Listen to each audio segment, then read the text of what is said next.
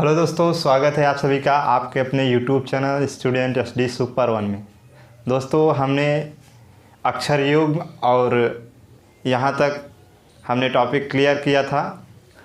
आज का हमारा टॉपिक है शब्द के अक्षरों को स्थान परिवर्तित करना और आरोही और अवरोही क्रम में।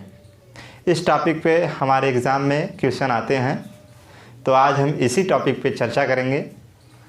दोस्तों, फर्स्ट टॉपिक की बात करें, शब्द के अक्षरों का स्थान परिवर्तित करना। इस टाइप के प्रश्न में आपसे पूछ लिया जाएगा, एक आपको शब्द दिया जाएगा। जैसे मैंने यहाँ पे एक शब्द लिखा है रिप्रेजेंटेटिव। ऐसा ये ज़रूरी नहीं है कि यही शब्द आए, कोई भी शब्द आ सकता है, बट मैंने आपको एक एग्जाम्पल के तौर पे समझाना चाहता हूँ। आपको एक शब्द दे दिया जाएगा और इस शब्द के अक्षरों का स्थान परिवर्तित किया जाता है प्रश्नानुसार। उसमें दी गई रहेगी स्थिति, क्या कौन सा शब्द किसके स्थान पे रखना है। तो चलिए हम टॉपिक पे चलते हैं। मान लीजिए यहाँ पे एक शब्द दिया है रिप्रेजेंटेटिव, और शब्द दे दिया है और इसमें क्वेश्चन पूछ रहा है कि पहले को 8वें से चेंज कर दिया जाता है, दूसरे को 9वें में, इसी क्रम में परिवर्तन होता है। तो हम पहले क्या करेंगे, इस टाइप के प्रश्न में हम सबसे पहले नंबरिंग करेंगे। शब्द का हम नंबरिंग करेंगे, नंबरिंग कर लेंगे, उसके बाद हम आसानी से सॉल्व कर सकते हैं। चलिए हम नंबरिंग करते हैं। पहले ये हमारा R हो गया फर्स्ट, E सेकेंड हो गया, P 3, R हो गया 4, E हो गया 5, S हो गया 6, E हो गया 7, N हो गया 8, T हो गया 9, A हो गया 10 और T हो गया 11, I हो गया 12 और V हो गया 13, E हो गया 14। ये हमारा सबसे पहला काम क्या करना है, नंबरिंग करना है। क्या करना है हमारा सबसे पहले शब्द के अक्षरों का नंबरिंग करना है। हमने नंबरिंग कर लिया, ये तक हमारा क्लियर हो गया। अब चलेंगे क्वेश्चन की तरफ। क्वेश्चन में आखिर कह क्या रहा है, क्वेश्चन में ये कह रहा है कि पहले को 8वें से चेंज कर दिया जाता है, यानी कि इस वाले R को N से चेंज कर देते हैं, तो एक हमारा नई व्यवस्था प्राप्त होगा शब्द का। तो चलिए हम चेंज करते हैं। पहले को किससे चेंज कर रहे हैं, 8वें से, तो 8वां हमारा पहले यहाँ पे आ जाएगा, ठीक। उसके बाद क्या करेंगे, ऐसा करेंगे। उसके बाद दूसरे को 9वें से चेंज कर रहे हैं, तो दूसरे को 9वें से चेंज करेंगे, T आ जाएगा हमारा, T आ गया। फिर तीसरे को हम 10वें से चेंज कर देंगे, तो P का हो जाएगा A। उसके बाद हमारा क्या आ जाएगा, ये चौथे को 11 वाले से चेंज करेंगे, तो ये हो जाएगा हमारा T। उसके बाद इसी क्रम में हम बढ़ते जाएंगे, इसको यहाँ पे I हो जाएगा, ठीक। यहाँ पे उसके बाद इसको V हो गया, फिर इसको E हो गया। अब सोच रहे होंगे इसके आगे तो है नहीं, तो कैसे चेंज करें। हमने कहाँ तक पहुँचा है, यहाँ तक। कितने स्थान पहुँच गए हैं, 1 2 3 4 5 6 7 तक हमने चेंज कर दिया है। 7 तक हमने चेंज किया तो यहाँ तक पहुँच गए हैं, यहाँ तक। इतना टॉपिक हमारा हो गया। अब इसको चेंज करना है।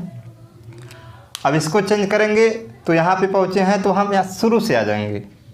अब इधर तो है नहीं, किधर जाएंगे, इधर आ जाएंगे। तो अब 8वें को पहले से कर देंगे, यहाँ पे हो जाएगा R। उसके बाद ये 9वें को इधर से E से हो जाएगा, 10वें को P से कर देंगे। उसके बाद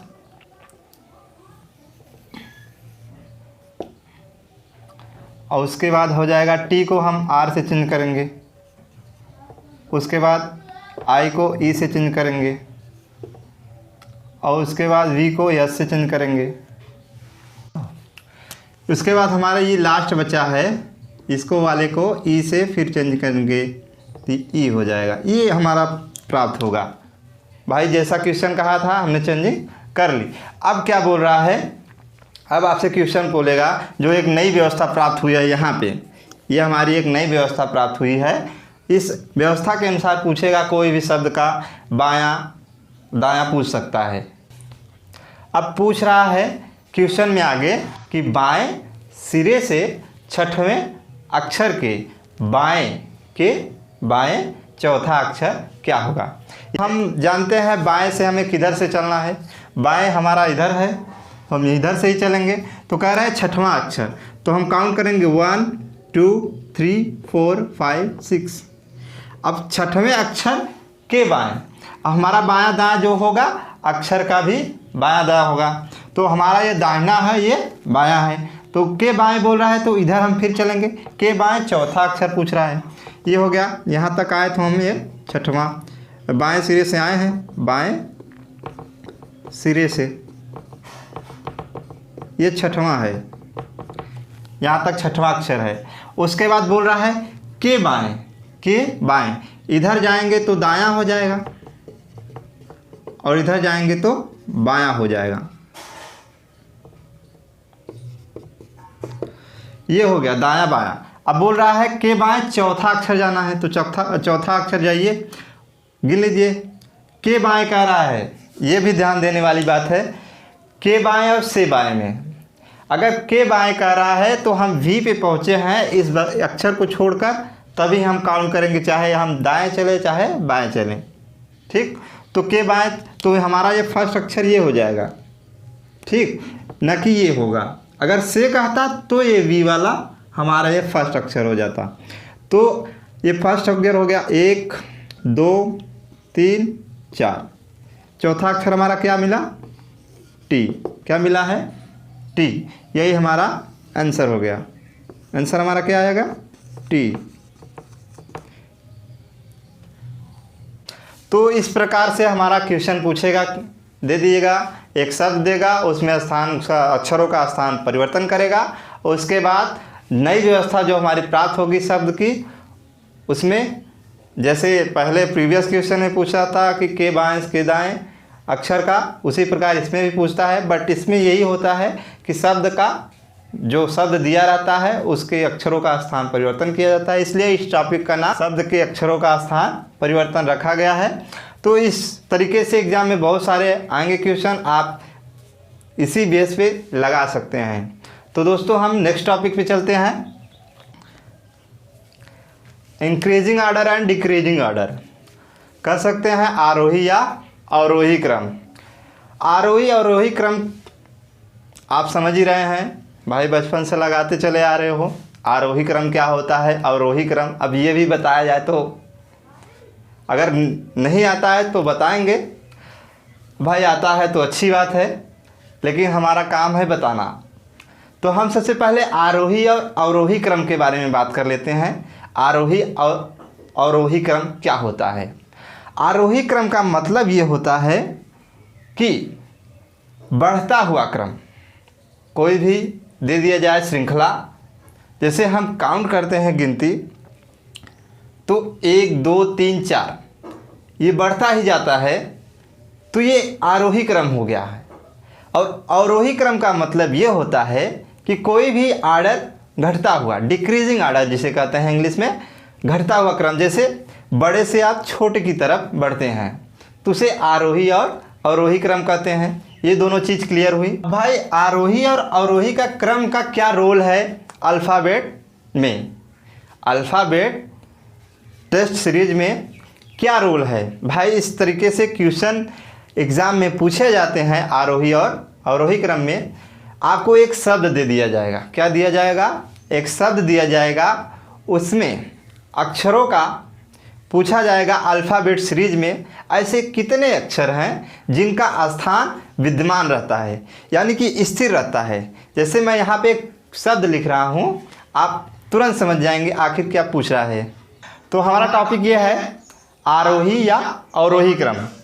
दोस्तों इस तरीके के प्रश्न में एक आपको शब्द दिया जाएगा और उसे आरोही या अवरोही क्रम में लिखकर ऐसे क्वेश्चन किया जाएगा आपसे कि बताइए इस शब्द में ऐसे कितने अक्षर हैं जिन्हें अंग्रेजी वर्णमाला क्रम में लिखने पर उनका स्थान नियत रहता है, विद्यमान रहता है, ये कह सकते हैं।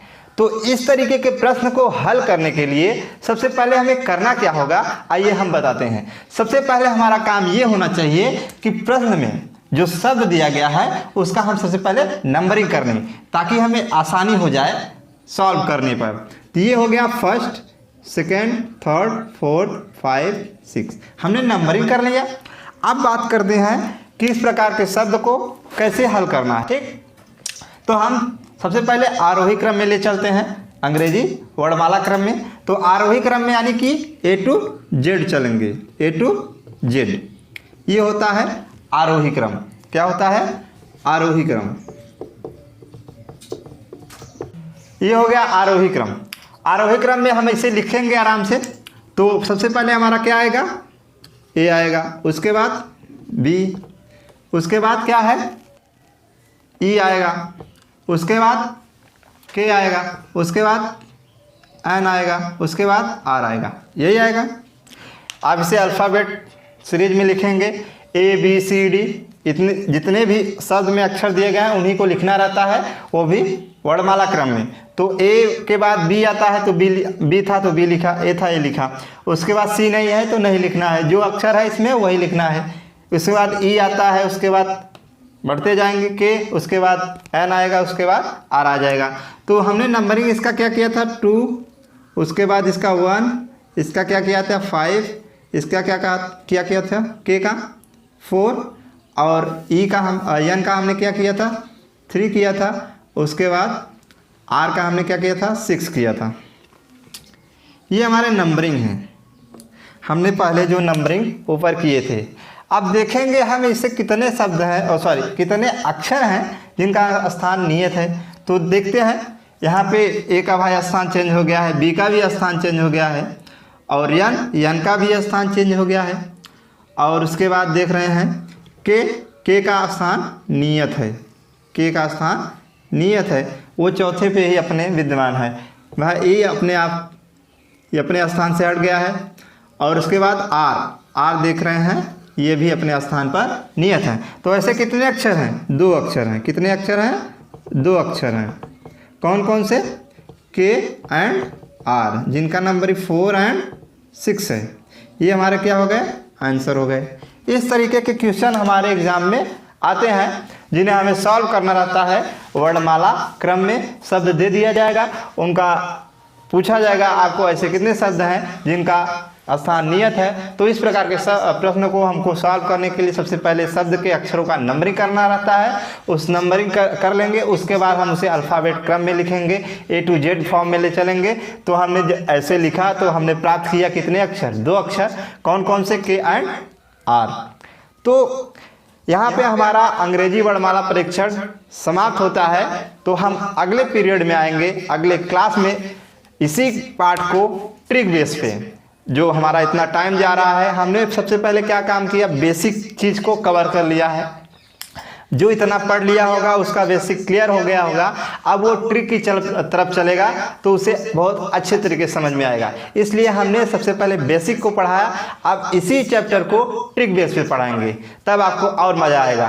तो मिलते हैं नेक्स्ट वीडियो में। वीडियो अच्छी लगी हो तो वीडियो को लाइक कर देना और अपने फ्रेंड के साथ ज़रूर शेयर करना, ताकि उनको भी ये नॉलेजेबल वीडियो मिल सके, उनको ज्ञान अर्जित हो सके और वो भी आपकी तरह कंपटीशन की तैयारी कर सके। भाई दोस्त हो तो दोस्त के लिए इतना कर ही सकते हो, और फैला दो अपने ग्रुप में, जितने भी हैं पढ़ने वाले बच्चे हैं उनको मिल जाए ये वीडियो। तो मिलते हैं नेक्स्ट वीडियो में ट्रिक बेस के साथ। नमस्कार, धन्यवाद।